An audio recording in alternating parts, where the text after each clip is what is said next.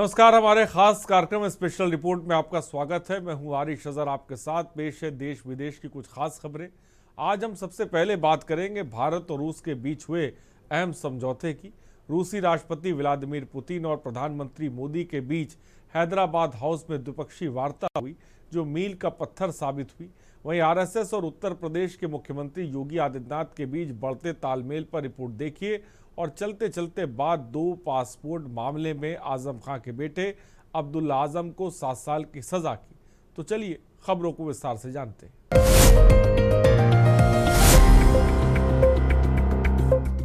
रूसी राष्ट्रपति Vladimir Putin का भारत दौरा बेहद अहम रहा।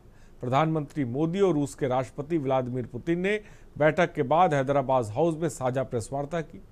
इस दौरान प्रधानमंत्री मोदी ने घोषणा की कि रूसी नागरिकों के लिए निःशुल्क 30 दिन का ई यात्री वीजा और 30 दिन का सामूहिक यात्री वीजे की शुरुआत की जाएगी।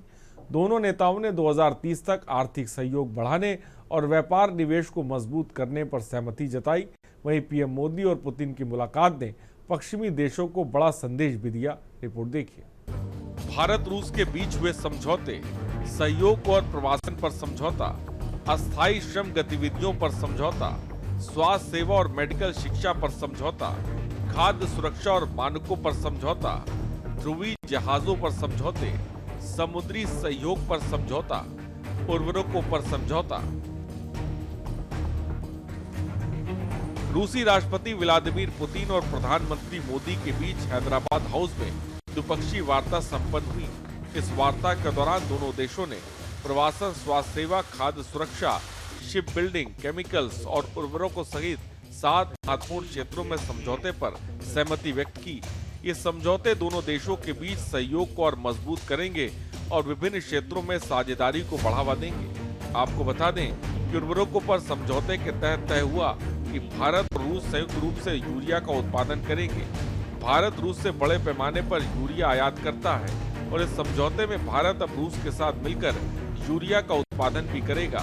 वहीं भारत रूस के बीच कामगारों की आवाजाही को लेकर समझौता विदेश जाकर काम करने की इच्छा रखने वाले वर्कर्स के लिए भी खुशखबरी है। इसके तहत भारत के कामगार व्यवस्थित तरीके से रूस आ जा सकेंगे और एक बेहतर सैलरी पर काम कर सकेंगे। कनाडा, ब्रिटेन जैसे यूरोपीय देशों में सख्त होते प्रवासन नियमों के बीच यह समझौता राहत देने वाला है। प्रधानमंत्री मोदी ने भारत और रूस के बीच दोस्ती को ध्रुव तारे की तरह स्थित बताया। उन्होंने कहा कि पिछले 8 दशकों में दुनिया ने कई उतार चढ़ाव देखे। मानवता को कई तरह की चुनौतियों और संकटों से गुजरना पड़ा, लेकिन इन सब के बीच भारत रूस की दोस्ती ध्रुव तारे की तरह हमेशा अटल और स्थिर बनी रही। मोदी ने कहा कि दोनों देशों के संबंध हर कसौटी पर खरे उतरे हैं। दोनों देशों ने 2030 तक आर्थिक सहयोग की रणनीति बनाई है। प्रधानमंत्री मोदी ने कहा कि इस साल अक्टूबर में कालमिकिया में आयोजित इंटरनेशनल बौद्ध फोरम में लाखों श्रद्धालुओं ने भगवान बुद्ध के पवित्र अवशेषों के दर्शन कर आशीर्वाद प्राप्त किया। मुझे खुशी है कि हम जल्द ही रूसी नागरिकों के लिए 30 दिनों का फ्री ई टूरिस्ट वीजा और 30 दिनों तक का ग्रुप टूरिस्ट वीजा शुरू करने जा रहे हैं। पीएम मोदी ने कहा कि मुझे पूरा विश्वास है कि आने वाले सालों में हमारी दोस्ती हमें वैश्विक चुनौतियों का सामना करने की शक्ति देगी और आपसी भरोसे हमारे साझा भविष्य को और समृद्ध करेंगे। भारत को फ्यूल सप्लाई जारी रहेगी। ज्वाइंट प्रेस कॉन्फ्रेंस को संबोधित करते हुए रूस के राष्ट्रपति व्लादिमीर पुतिन ने कहा कि मैं भारत की राष्ट्रपति द्रौपदी मुर्मू, भारत के प्रधानमंत्री और सभी भारतीय सहयोगियों का रूसी प्रतिनिधिमंडल को दिए गए गर्मजोशी भरे और अतिथिपूर्ण स्वागत के लिए धन्यवाद देता हूं। उन्होंने कहा कि रूस भारत की तेजी से बढ़ती अर्थव्यवस्था के लिए ईंधन की लगातार और बिना रुकावट आपूर्ति जारी रखने के लिए तैयार है। पुतिन ने यह भी बताया कि दोनों देश भुगतान निपटान में राष्ट्रीय मुद्राओं के उपयोग की दिशा में तेजी से बढ़ रहे हैं और अब वाणिज्यिक लेन देन में इसका हिस्सा 96% तक पहुंच चुका है। भारत दौरे पर आए रूसी राष्ट्रपति व्लादिमीर पुतिन का शुक्रवार सुबह राष्ट्रपति भवन में 21 तोपों की सलामी से स्वागत हुआ। इसके बाद उन्हें गार्ड ऑफ ऑनर दिया गया।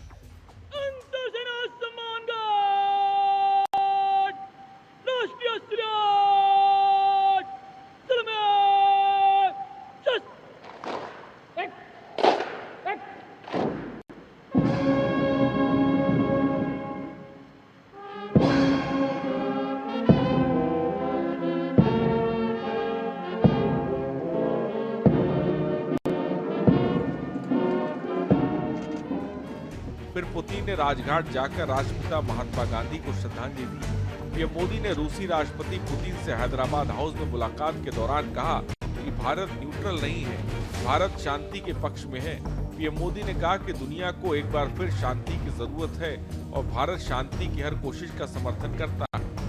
वहीं पुतिन ने यूक्रेन में शांति की कोशिशों के लिए पीएम मोदी का आभार जताया। उन्होंने कहा कि रूस भी शांति के पक्ष में है और मोदी ने पुतिन से कहा कि रूस यूक्रेन संघर्ष अब खत्म होना चाहिए, वह भी बातचीत और कूटनीतिक कोशिशों से। 15 वर्ष पहले 2010 में हमारी साझेदारी को special and privilege strategic partnership का दर्जा मिला। पिछले 2.5 दशक से उन्होंने अपने नेतृत्व और दूरदृष्टि से इन संबंधों को निरंतर सींचा है। हर परिस्थिति में उनके नेतृत्व ने आपसी संबंधों को नई ऊंचाई दी है। भारत के प्रति इस गहरी मित्रता और अटूट प्रतिबद्धता के लिए मैं राष्ट्रपति पुतिन का, मेरे मित्र का हृदय से आभार व्यक्त करता हूं। पुतिन मोदी की सरप्राइज राइड। बता दें कि रूस राष्ट्रपति व्लादिमीर पुतिन अपने 2 दिवसीय दौरे पर गुरुवार शाम तकरीबन 6:45 बजे नई दिल्ली के पालम एयरपोर्ट पर लैंड किया, जहां पहले से ही मौजूद देश के प्रधानमंत्री मोदी ने बड़ी गर्मजोशी के साथ उनका स्वागत किया। दोनों नेताओं ने एक दूसरे से हाथ मिलाया और गले लगकर अभिवादन किया। एयरपोर्ट पर इस औपचारिक अभिवादन के बाद प्रधानमंत्री मोदी और पुतिन ने वह कदम उठाए जिसकी कल्पना शायद किसी ने नहीं की। दो ग्लोबल लीडर्स 2 अलग-अलग सुरक्षा व्यवस्था और सबके बीच एक सफेद टोयोटा फॉर्च्यूनर जिसमें बैठकर दोनों नेता 7 लोक कल्याण मार्ग तक एक साथ रवाना हुए। प्रधानमंत्री मोदी ने अपने रेगुलर रेंज रोवर को किनारे रखा और रूसी राष्ट्रपति पुतिन के साथ सफेद टोयोटा फॉर्च्यूनर में बैठकर निकले। ये नजारा इसलिए भी अलग था क्योंकि किसी को उम्मीद नहीं थी कि सेफ्टी प्रोटोकॉल पर इस तरह का सरप्राइज मिलेगा। आतंकवाद के विरुद्ध लड़ाई में भारत और रूस ने लंबे समय से कंधा मिलाकर सहयोग किया है। पहलगाम में हुआ आतंकी हमला हो या क्रोकस सिटी हॉल पर किया गया कायरतापूर्ण आघात, इन सभी घटनाओं की जड़ एक ही है। भारत का अटल विश्वास है कि आतंकवाद मानवता के मूल्यों पर सीधा प्रहार है और इसके विरुद्ध वैश्विक एकता ही हमारी सबसे बड़ी ताकत है। फ्रेंड्स, पिछले 8 दशकों में विश्व में अनेक उतार चढ़ाव आए हैं। मानवता को अनेक चुनौतियों और संकटों से गुजरना पड़ा है और इन सब के बीच भी भारत रूस मित्रता एक ध्रुव तारे की तरह बनी रही है।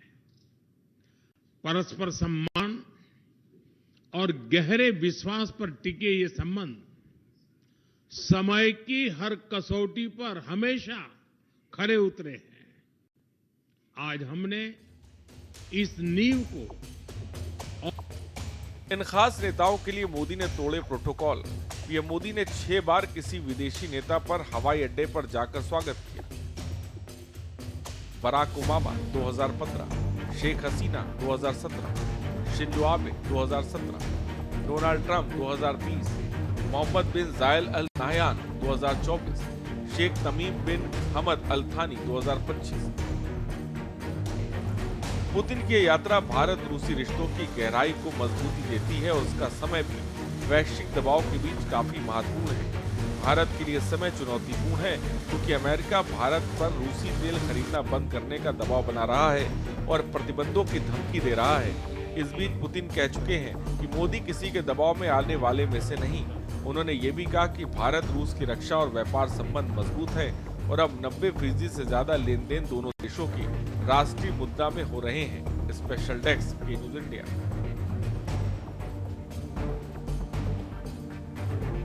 स्पेशल रिपोर्ट में वक्त हो चला एक छोटे से ब्रेक का, हम जल्द हाजिर होंगे।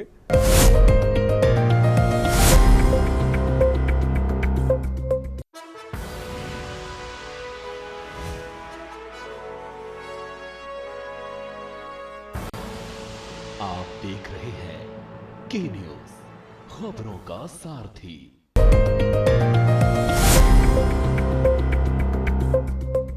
राष्ट्रीय स्वयंसेवक संघ आरएसएस और उत्तर प्रदेश के मुख्यमंत्री योगी आदित्यनाथ के बीच बढ़ते तालमेल और संघ के फोकस में योगी के खास भूमिका के रणनीतिक मायने हैं। हाल के घटनाक्रम इशारा करते हैं कि संघ का कोई बड़ा मकसद हो सकता है। ये रिपोर्ट देखिए। योगी के जरिए हिंदुत्व की बिसात बिछा रहा संघ। हाल के दिनों में खासकर उत्तर प्रदेश में राष्ट्रीय स्वयंसेवक संघ और बीजेपी ने मिशन 2027 के तहत गतिविधियां बढ़ाई हैं। आपको बता दें कि संघ के शताब्दी वर्ष को ध्यान में रखते हुए खास रणनीति के तहत योगी आदित्यनाथ को केंद्र में रखा जा रहा है। उत्तर प्रदेश विधानसभा चुनाव में भले ही अभी 1.25 साल का वक्त बाकी हो, लेकिन बीजेपी और आरएसएस ने अभी से अपनी तैयारियां शुरू कर दी हैं। ऐसा लगता है कि आरएसएस सीएम योगी आदित्यनाथ को फोकस में रखते हुए हिंदुत्व की बिसात बिछा रहा है, ताकि 2027 की जंग को फतह कर सके। दरअसल बिहार विधानसभा चुनाव के बाद अब आरएसएस की निगाहें उत्तर प्रदेश पर केंद्रित हो गई हैं। ऐसे में बीजेपी ने सत्ता की हैट्रिक लगाने का ताना बाना बुनना शुरू कर दिया है। 2027 में होने वाले विधानसभा चुनाव में संघ और बीजेपी हिंदुत्व के एजेंडे को और धार देने की रणनीति पर अभी से काम शुरू कर चुकी है, ताकि पूरे सूबे में हिंदुत्व का सियासी रंग चढ़ सके। योगी पर संघ के फोकस के मुख्य कारण योगी आदित्यनाथ की छवि एक कद्दावर हिंदुत्ववादी राष्ट्रवादी नेता की है। संघ इस छवि को भुनाकर न केवल यूपी बल्कि देश भर में वैचारिक विस्तार की रणनीति पर काम कर रहा है। यूपी में योगी की सरकार द्वारा कानून व्यवस्था, माफियाओं पर कार्रवाई और विकास के कार्यों को संघ एक सफल उदाहरण के रूप में देखता है। योगी का अतीत में आरएसएस के स्वयंसेवक के रूप में कार्य करना और गोरखनाथ मठ के महंत के रूप में उनकी आध्यात्मिक पृष्ठभूमि उन्हें संघ के करीब लाती है। यूपी में सत्ता में वापसी के लिए संघ और भाजपा दोनों ही योगी के नेतृत्व को निर्णायक मानते हैं। संघ की रणनीति और गतिविधियां। संघ और भाजपा के शीर्ष नेतृत्व के साथ योगी आदित्यनाथ की हाल ही में हुई मैराथन बैठकों से संकेत मिलता है कि एक बड़ी संगठनात्मक और राजनीतिक रणनीति पर काम चल रहा है। संघ, सरकार और बीजेपी के बीच समन्वय बैठकों का दौर चला और जिसका उद्देश्य भविष्य की रणनीति, राजनीति और संगठनात्मक रणनीति पर गहन चर्चा करना। इन बैठकों में स्वयंसेवकों की सक्रियता बढ़ाने और संगठन के विस्तार पर फोकस रहा। 2025 संघ का शताब्दी वर्ष है। इस दौरान राज्य भर में बड़े पैमाने पर कार्यक्रमों की रूपरेखा बनाई गई, जिसमें योगी आदित्यनाथ की प्रमुख भूमिका रहना तय माना जा रहा है। राष्ट्रीय स्तर पर योगी का कद बढ़ाने की रणनीति। आपको बता दें कि संघ के पंच परिवर्तन, सामाजिक समरसता, पर्यावरण संरक्षण, स्वदेशी कुटुंब प्रबोधन, नागरिक कर्तव्य को जमीनी स्तर पर पहुंचाने के लिए स्वयंसेवकों की सक्रियता बढ़ाई जा रही है। खबरों के मुताबिक लखनऊ में बड़े हिंदू सम्मेलन की तैयारी की जा रही है। इसका मुख्य उद्देश्य जातिगत भेदभाव को खत्म कर हिंदू समाज को एकजुट करना है, जिससे हिंदुत्व के एजेंडे को धार मिल सके। योगी इन सम्मेलनों का केंद्रीय चेहरा होंगे। वहीं अन्य पिछड़ा वर्ग और दलितों में पैठ मजबूत करने के लिए सामाजिक समरसता पर विशेष ध्यान दिया जा रहा है, ताकि विपक्षी दलों के जाति आधारित समीकरणों का मुकाबला किया जा सके। रणनीति यह है कि योगी सरकार के विकास कार्यों और सुशासन की छवि के साथ साथ उनके कड़े हिंदुत्ववादी रुख को मजबूती से पेश किया जाए। वहीं आपको बता दें कि उत्तर प्रदेश में भाजपा के संगठन स्तर पर बड़े बदलाव और नए प्रदेश अध्यक्ष की नियुक्ति की अटकलें हैं, जिसमें संघ की राय और मिशन 2027 की रणनीति का महत्वपूर्ण प्रभाव होगा। संघ के स्वयंसेवक और भाजपा कार्यकर्ता जमीन पर अधिक तालमेल के साथ काम करेंगे, विशेष रूप से सरकार की योजनाओं को जनता तक पहुंचाने और संघ के वैचारिक कार्यक्रमों में। बहरहाल इन गतिविधियों से स्पष्ट है कि राष्ट्रीय स्तर पर भी योगी आदित्यनाथ का राजनीतिक कद और प्रभाव बढ़ाने की रणनीति पर काम हो रहा है। आपको बता दें कि आरएसएस और बीजेपी ने संयुक्त रूप से उत्तर प्रदेश में हिंदुत्व आधारित माहौल को मजबूती देने की रणनीति बनाई। संघ के साथ बीजेपी ने राम मंदिर के मुद्दे को गांव-गांव तक पहुंचाने का प्लान बनाया है, तो साथ ही लखनऊ में विराट हिंदू सम्मेलन कराने की तैयारी है, जिसके मायने साफ हैं कि पार्टी ने उन्हें हिंदुत्व का चेहरा बनाकर पेश करने की रणनीति अपनाई है। आपको बता दें कि हाल ही में उत्तर प्रदेश में 1.25 साल बाद सरकार, संगठन और संघ की समन्वय बैठक हुई। पहली बैठक संघ की भारतीय भवन के बंद कमरे में हुई। ये बैठक करीब 1.5 घंटे तक चली। इसके बाद संघ की सरकार और बीजेपी संगठन के साथ मीटिंग हुई। हमारा दुश्मन लगातार फिराक में है। भूत पिशाच निकट नहीं आवे, महावीर जब नाम सुनावे। बटेंगे तो कटेंगे, क्योंकि हमारे यहां तो कहा गया है ना, यह तो धर्मस्त तो जय। जहां धर्म होगा वहीं जय होगी, विजय होगी, अवश्य विजय होगी। और जब एक साथ बोलेंगे, एक साथ चलेंगे, एक साथ सोचेंगे, तो परिणाम तो आना ही था।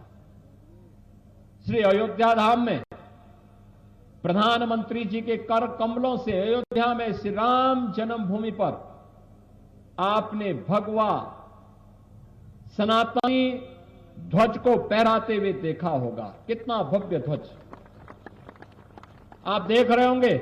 यहां मंदिरों पे भी जो ध्वज फहराया गया है, सब भगवा ध्वज है। ये भारत के सनातन धर्म की परंपरा का ध्वज है। ये भारत के सनातन धर्म की परंपरा का प्रतीक है। ये केवल एक वस्त्र नहीं, ये आसमान की ऊंचाइयों को छूने वाला,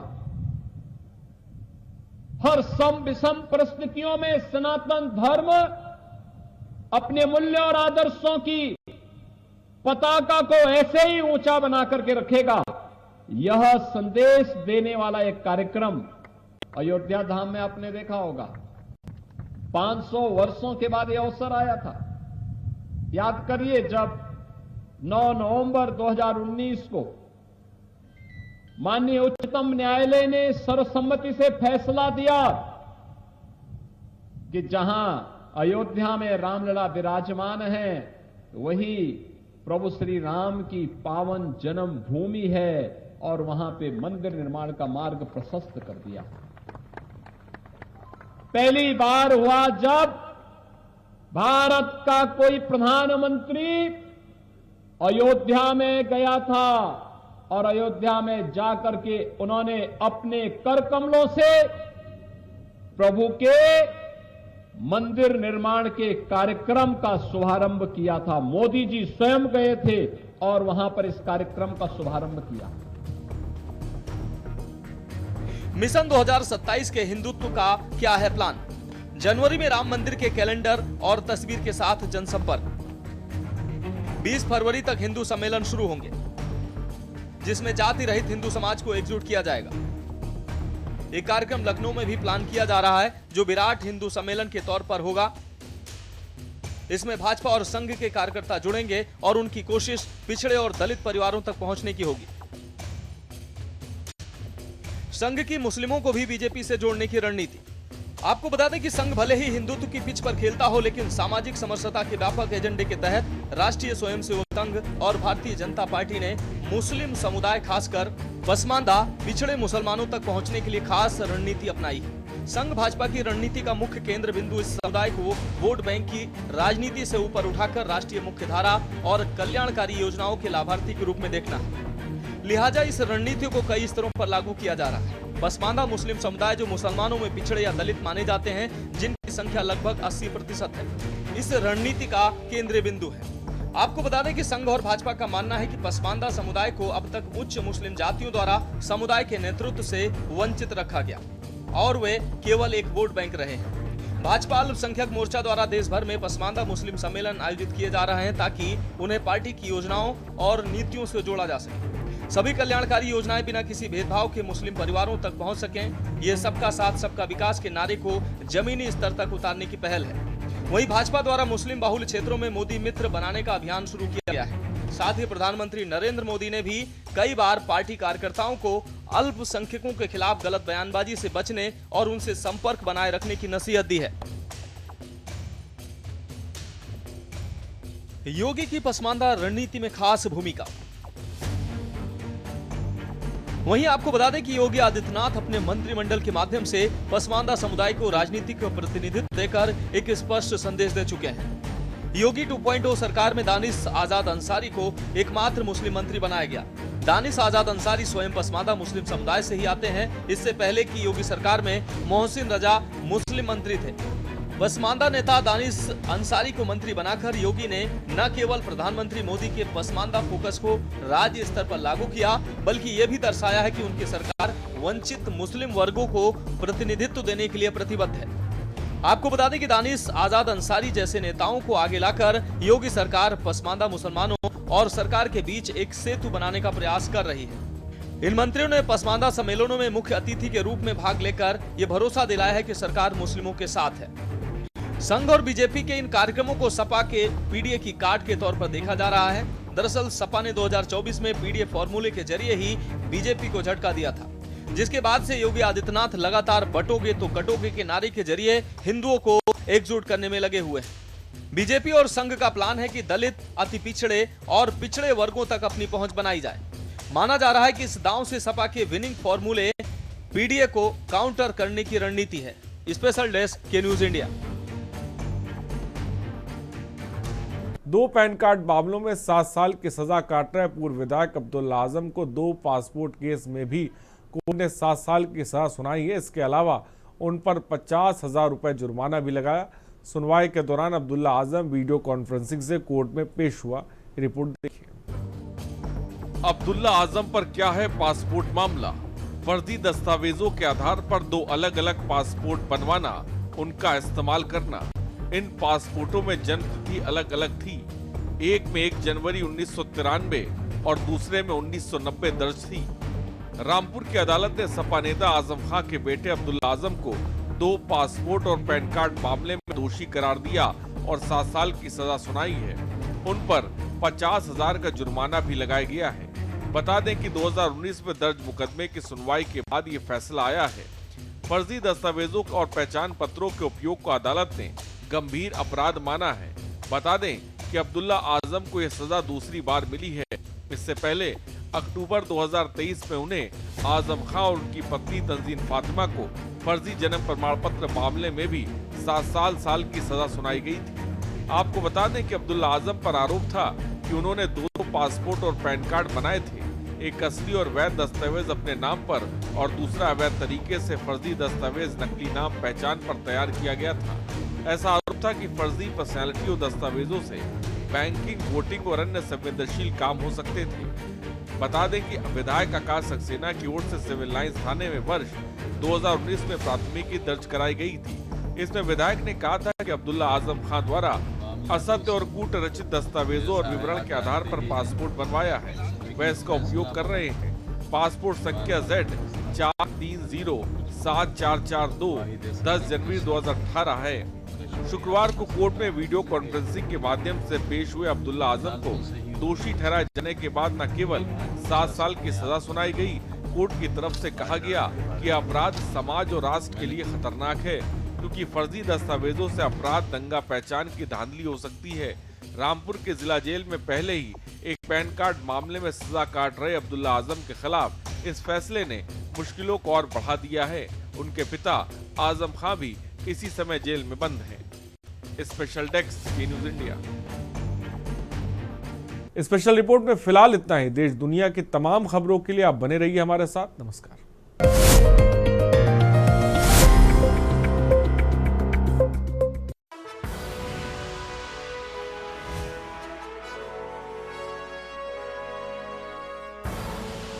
आप देख रहे हैं के न्यूज, खबरों का